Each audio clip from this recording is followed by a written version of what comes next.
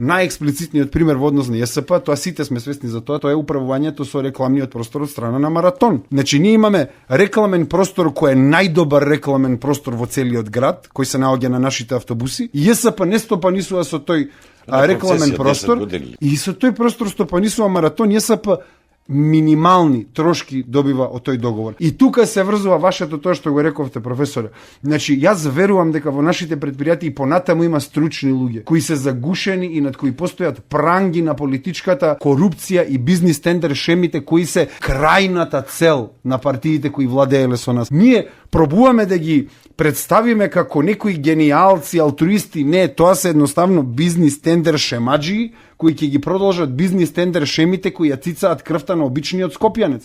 На обичниот скопјанец кој веќе нема услови своето дете да го прати во средно училиште со функционален јавен превоз, не може тој да отиде на работно место со јавен превоз и на кој цело семејство живее во еден нечист град. Тоа не е резултат на метафизика, тоа е резултат на луѓето кои владеат со нас, кои имаат конкретни приватни интереси да ни ги ситнат услугите.